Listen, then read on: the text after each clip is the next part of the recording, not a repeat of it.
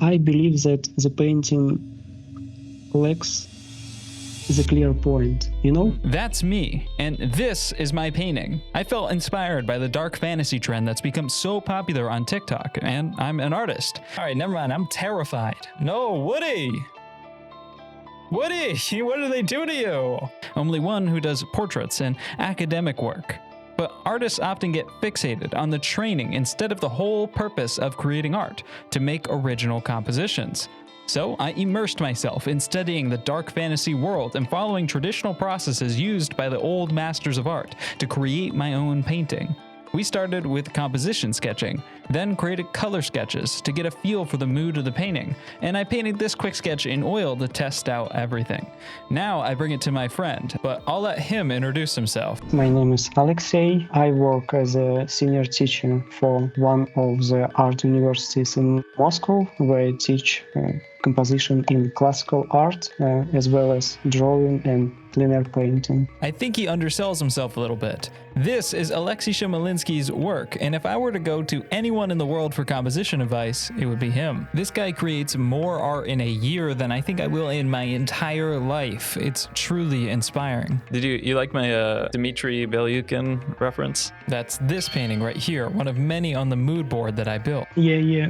By the way, Belyukin is a colleague of mine. We work for the same university, so I really appreciated you choosing his painting for a reference. I would like to give it a bit of analysis, just in order to illustrate what makes a good composition. Basically, the picture is called The Victory. What makes it the wholesome piece of art is that it tells a story or perception of what happened before and what is going to happen in the future. Yeah, it not only concentrates on the exact moment. There is a group of warriors, there are some dead bodies, yeah. There is also like a dead body with a pike, like stuck in that, and so on, yeah.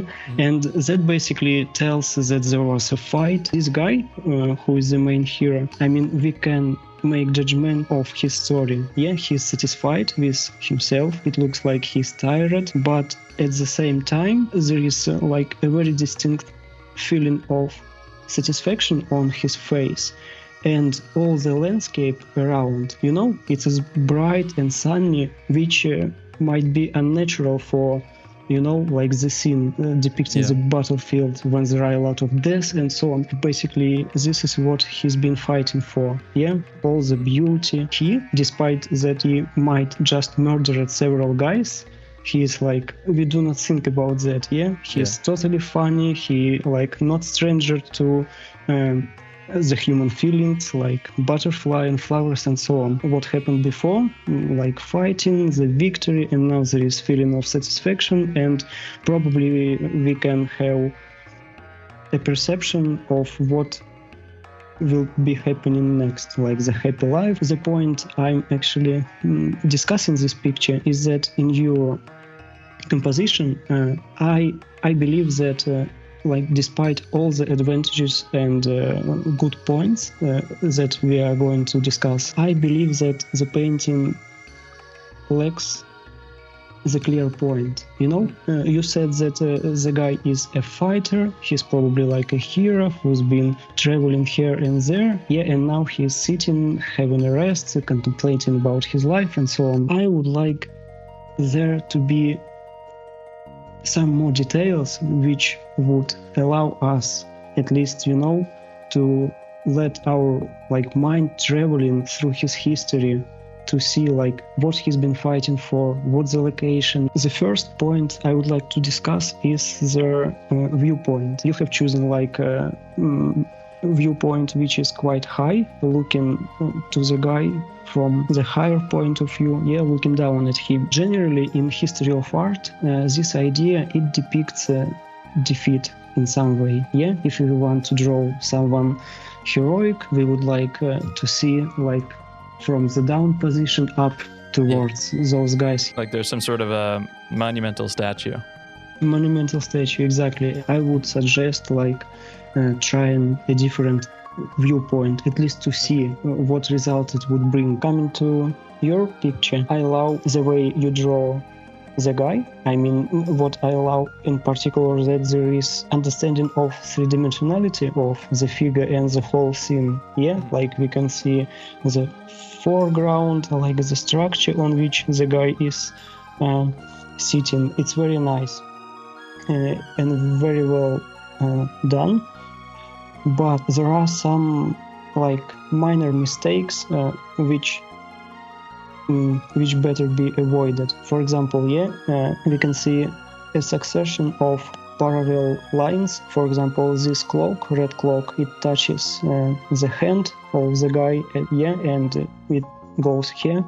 So which makes quite a boring line, which goes in exact parallel to the side of the picture. What Aleksei is talking about here is this, where the robe comes down and then the arm comes in and hits the side of it.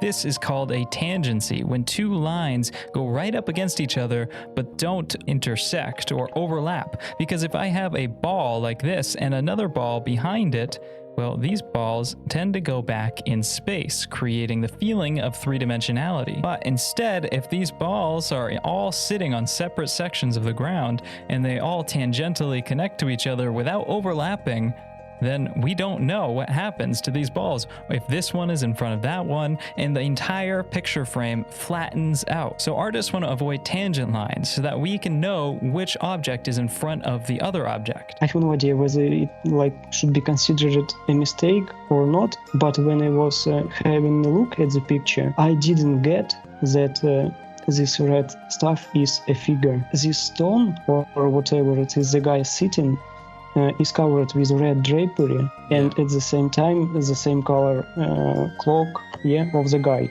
and it looks like whether he is like in the mid-air.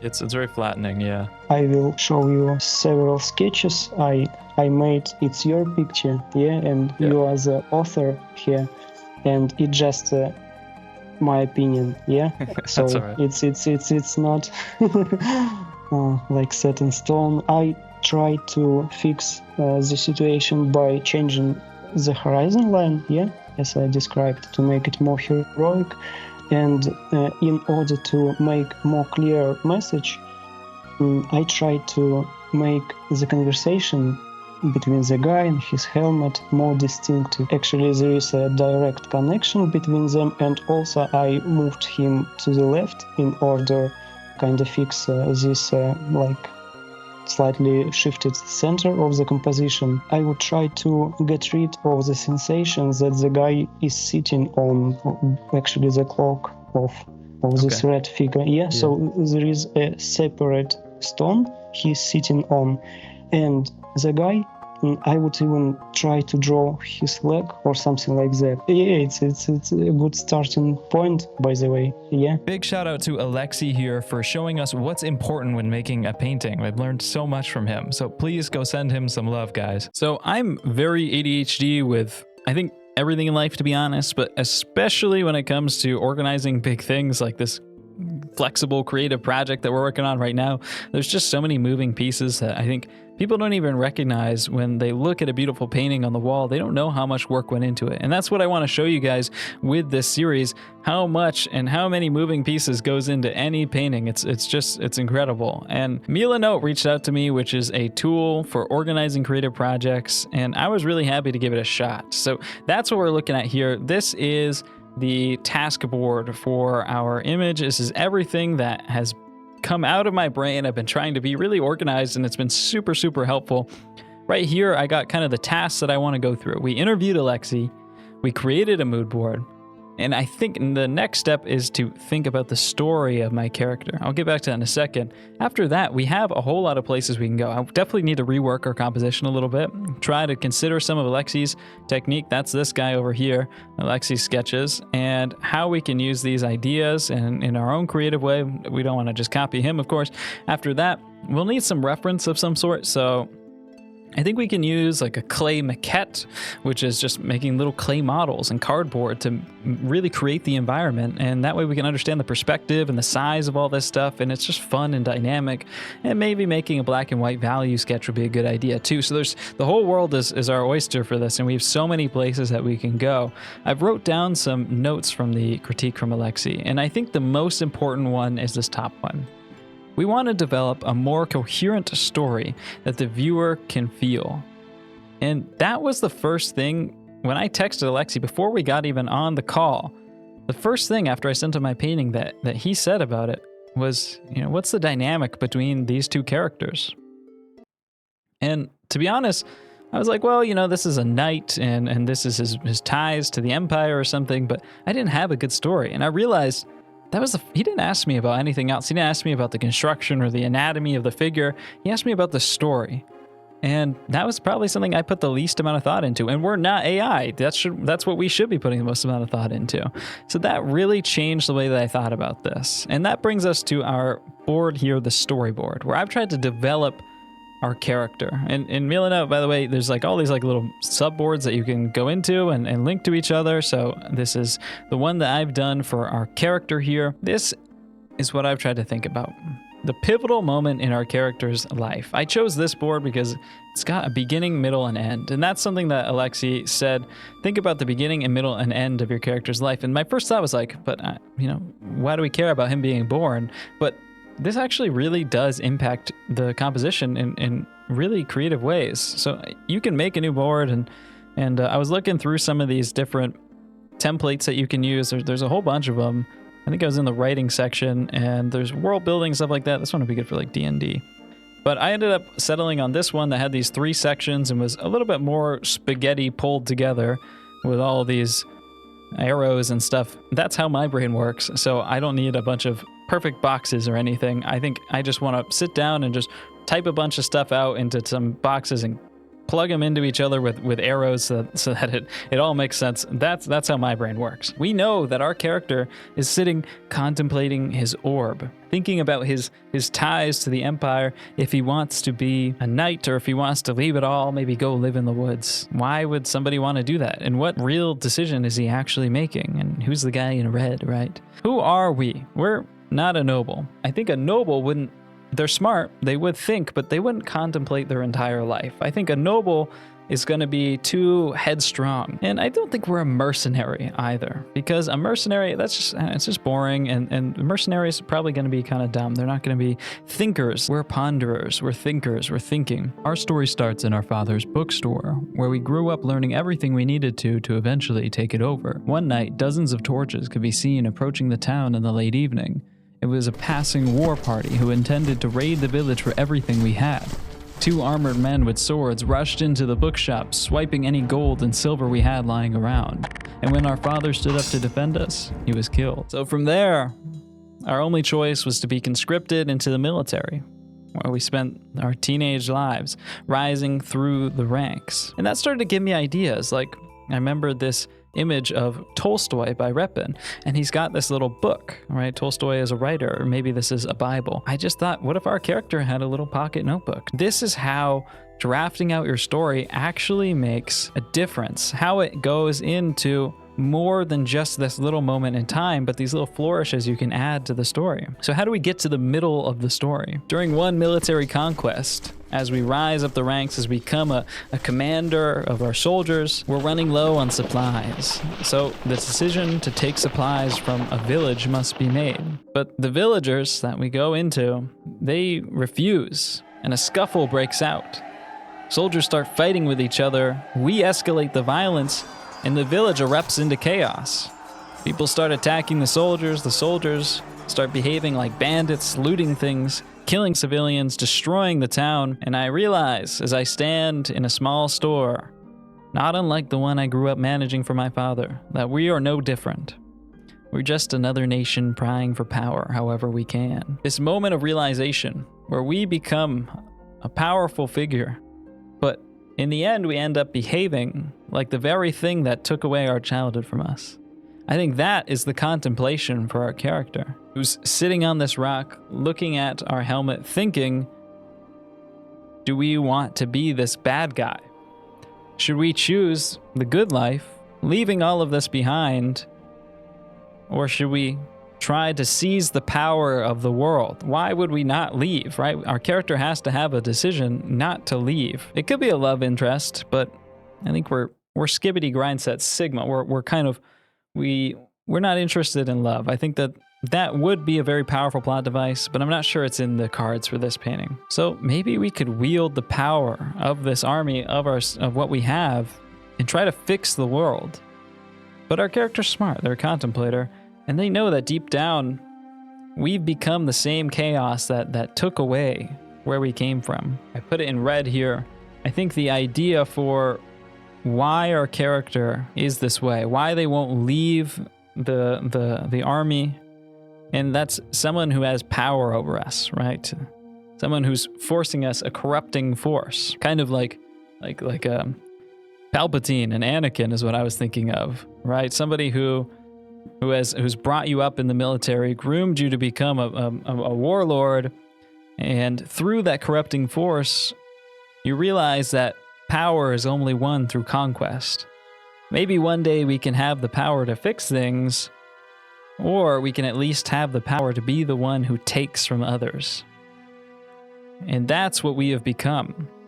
It's not a story, into redemption, I think. I think this is a story of someone realizing the power of the world and letting it corrupt them, knowing that what lies before them is only more destruction. That's the real dark fantasy. How we connect that to a visual thing is our mood board. This is the mood board that we made in the last video, but I've made some additions to it. One of you recommended Vermis, which is a fake artistic video game novel. It has all of these little pieces of artwork, these little tips and tricks, I guess, for a game that doesn't exist. After some time walking, hidden in the forest, you will find what appears to be a perfect place to rest. And this whole book has this wonderful vibe. The artistic style, I don't think is what we want to take, but it's the world building that we want to take from. And I found a few of these. These were among a bunch of like classes or archetypes at the beginning of the book for what our warriors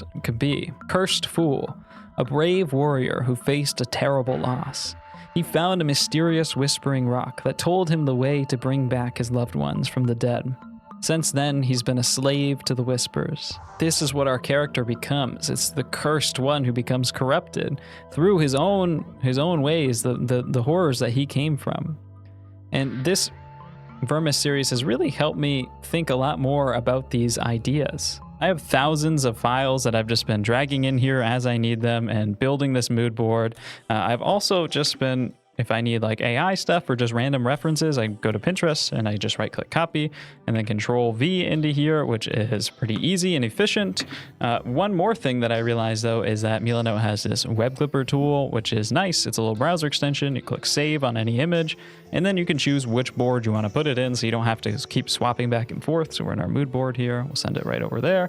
And here it is, and we can drag it in. And what's made this worth actually having versus just doing it manually is this right here. It saves the link of where it came from, which is super helpful. I cannot tell you guys how many times I have been searching for an image that I found or the source of where that image came from for hours just because I forgot to write something down or I forgot to save the link of where it came from. So having someone do that for me is actually really nice. There's one more board that I've created here, and that's our reference board right here. So I'm going to try to create physical props. That way we can pose them in however we want, whatever lighting we want. But the next backup is Pinterest photos or just whatever photos I find. So we need a separate board for designing pieces of armor. I don't have a shiny piece of armor, but maybe a thimble on a clay maquette might work.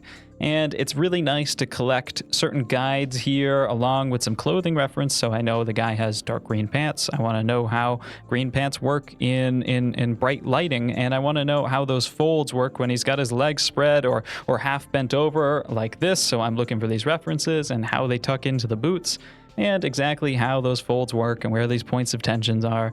This is just super helpful when you're drawing and sketching from imagination before you get to that reference stage. I also have some monk's robes over here because you really don't know what anything looks like until you try to draw it. It's really a humbling task to try to draw anything. So it's really nice to collect this stuff, and I've just dropped some labels on certain sections, so this is going to expand a lot. Putting more time into organizing my brain has been one of the most positive changes that I've made for myself over the past year, and I've genuinely found Milanote to be really helpful for organizing this project and just my daily life in general. So big shout out to Milanote for sponsoring this video. If you want to sign up, you can do it for free by clicking the link in the description below. There's no time limit, and you guys can get started with your next creative project today. Now, I think we've laid a lot of groundwork, and we owe it to ourselves to make a great composition sketch. So let's do it.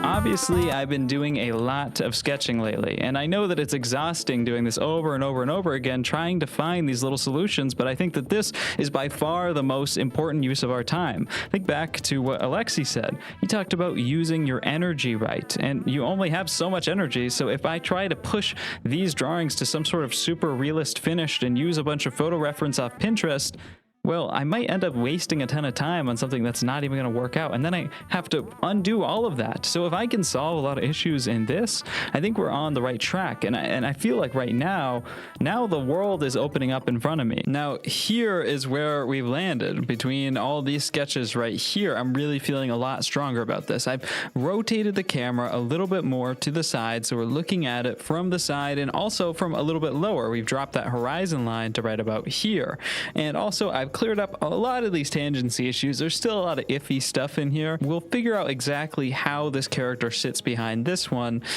in the next stage, I think. We have a good plan for this now. And I just like, too, there's a more triangular composition happening here. It's a little bit stronger than the last one. And I've also put in a few details. We have a little book right here for our character, and we have a burning village in the background. So maybe this is right after their scene where we've raided this village and basically pillaged it to the ground, and now we have a moment of contemplation. Have you ever seen an old painting where you're looking up into the clouds, seeing a god suspended in the air from all the way down on the ground? I mean, how did they know how to paint these things? Well, they were making clay models in order to make these. They would make clay and wax models. They would build environments out of wood, and they would make sketches from these. So I want to do the same. I'm going to follow Proko's wire armature tutorial here. We're going to build a wire skeleton that we can pose and use to make reference however we'd like. We'll build on top of it with clay. We're just making our own action figure. Oh, he's a short king. I made him way too short. Now they can kiss. Actually, speaking of that, I've actually done this a few times before. And I've made these little anatomy models. It's just been a few years, so I kind of forgot how to do it. And this was a prop that I made for a painting, and I won't give any context. I'll just show the half-finished painting that I never finished. And these are actually extremely useful for figuring out complex poses. I mean, how the hell are you supposed to get reference for this one? Don't have enough riz for that. This is oil-based clay, so it actually doesn't dry out ever. So even though I sculpted this one over here years ago, it still is pretty moldable. They get harder, but you can always heat them back up and they'll always melt. We just want to get as much mass as possible on this body, so we got to get a rib cage on there.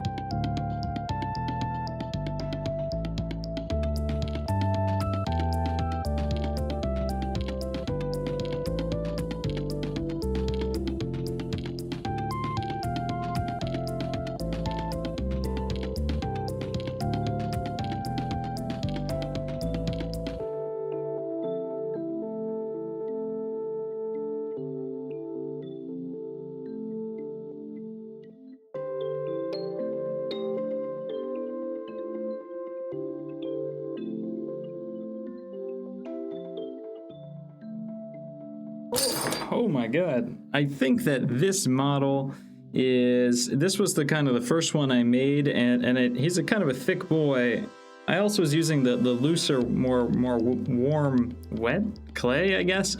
So the modeling isn't as precise. Whereas this one, I really built up each stroke anatomically. So this will be our background figure because this guy's gonna get drapery anyways. So I'll probably just thin him down a little bit too. Now that he's getting a little bit harder, I can just kind of shave off some stuff. And then this guy will be our foreground character. Of course, I'm gonna need to put some feet and flesh out the legs here, but this will be a nice little action figure.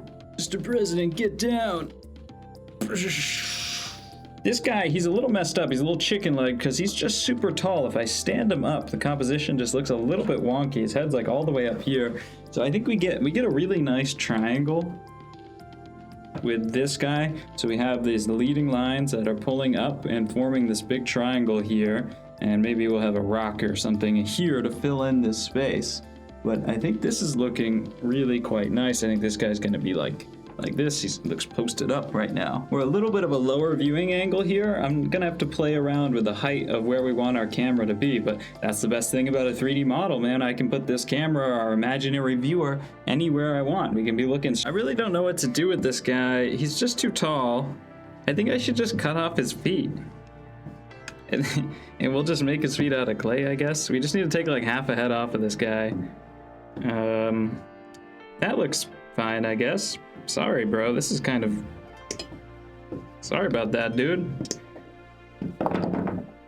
Oh, God. I feel a little bad about this. I have created horrors beyond my comprehension. Do you think that God stays in heaven because he's afraid of the horrors that he's created? I do. I'm also God in this analogy. I want to make some drapery, and I talked to some friends and they said I can make some drapery out of soaking paper towels in glue. I don't know the ratios. I couldn't find that much text on it. I know that in the 19th century they would do this, or they would starch use some starch water to create folds and drapery on little maquettes just like this. So that seems about right. And we're gonna thin it out a little bit, add some of this water here. Yeah, I don't know the ratio. Coffee's gonna taste a little weird tomorrow morning. I swear this just turned on. Oh, actually, just a little tip. When you're drawing the body has like all these masses that counterbalance each other. So the chest goes forward, kind of tilts forward like this, and then the hips knock back to counter, and then the knees come forward a little bit, and then the feet come back, and it kind of forms this S shape across the body, and that's how everything stays balanced, actually. Obviously, I'm not doing that very well here, but that's the ideal. If we get it into that kind of S-shaped curve, he should be a little bit more stable. Lock his feet together, too. You're not getting away from me, buddy. You're never leaving me. It's just so slimy. It's so slimy. Hey, that's looking pretty good. I kind of want more like downwards, like pipe folds though. So it's just a little bit too tight. Could I make the pattern for the robe so it would need a hole for the head and then 2 holes for the arms? Let me think about that.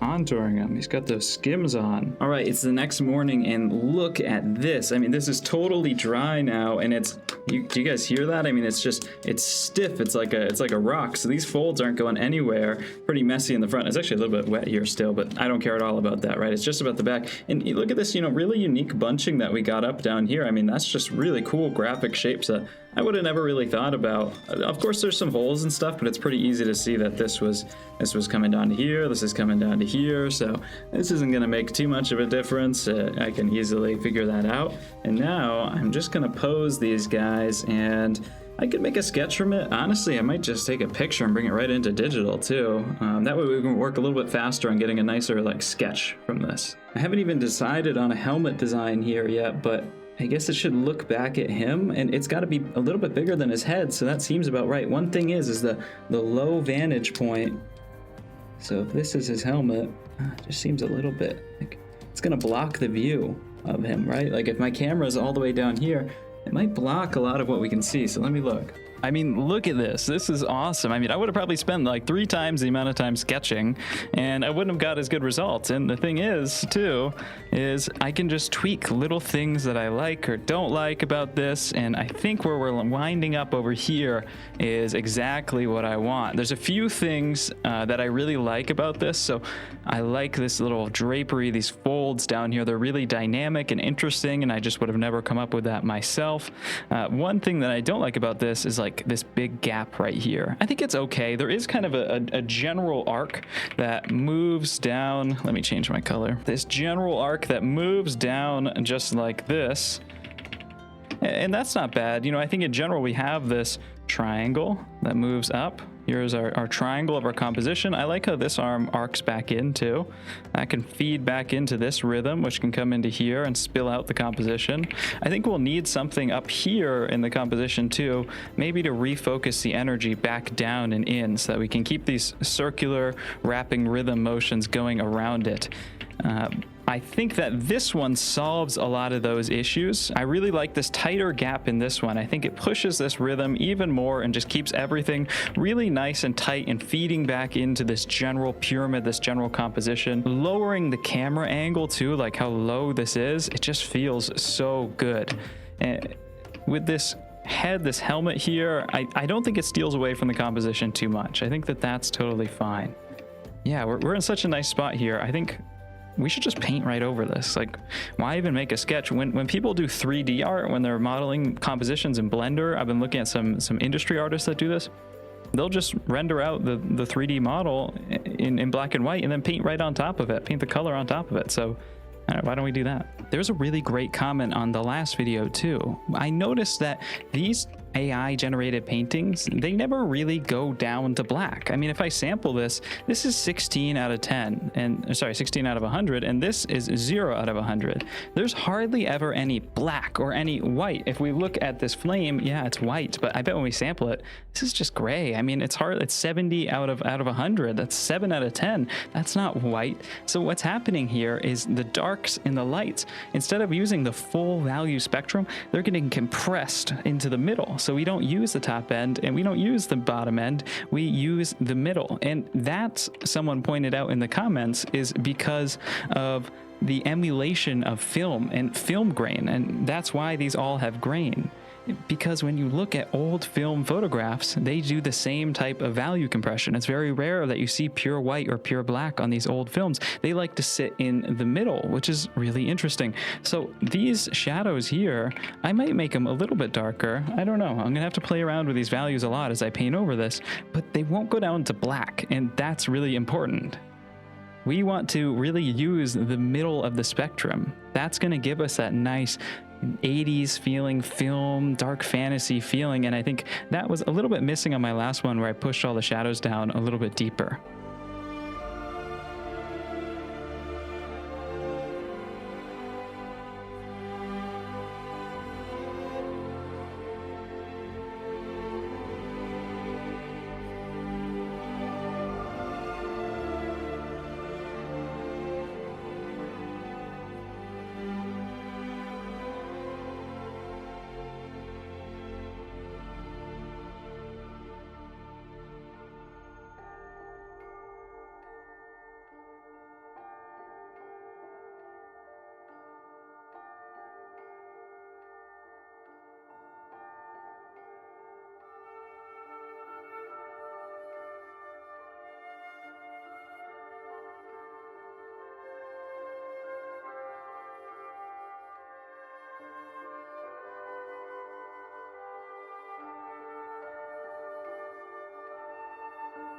Want to get too finicky with this, because this is just another thing that, like, I'm not gonna fully be able to do this without photo reference. I mean, it is a goal of mine one day, and that's why I study anatomy, and that's why I'm improving these things. But at the end of the day, if I want to hit a certain level of naturalism, of realism, you're gonna use reference. Even like the most incredible masters of all time were using models, right? Like they never got to a point where they knew anatomy so well.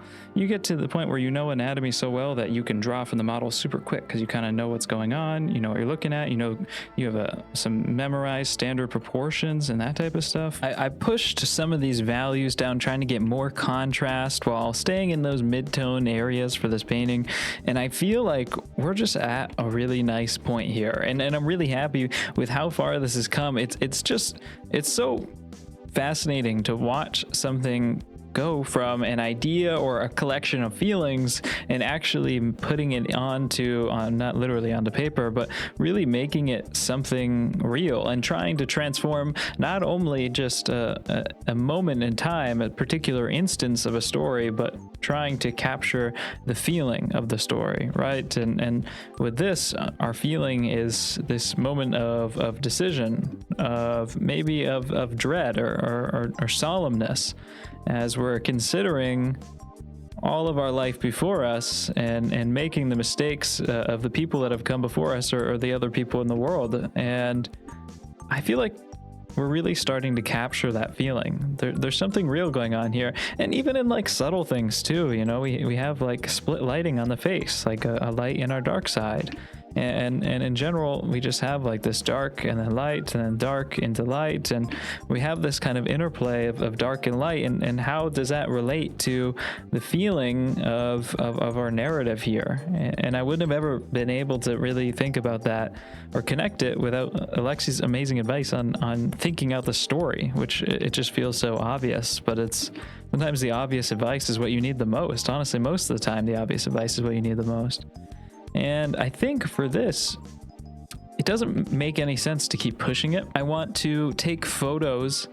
I think I have a nice pair of green cargo pants, so that should work fine, of myself. I'm keeping the shirt on for the camera, you weirdo comments, all right? And I got some military boots too, so we can probably take some photo reference. There's a whole bunch of different techniques we can use here: 3D sculpting, actual traditional sculpting. I think I would like to sculpt a bigger character for this guy, and we could maybe even make plans for the clothes and actually make real drapery for him on a smaller scale. We can look at swords and put together some boards for that, maybe 3D model. There's so much we can do with this, and I'm so excited to bring this to life. And the more love that we put into it, the more realistic, the more flesh and blood the painting is filled with. And I'm just super excited to be on this part of the process and to be at this milestone too, because I feel like the hard part's out of the way, and now we just get to explore and create something that's just fun and it's playful, and we're doing something, you know.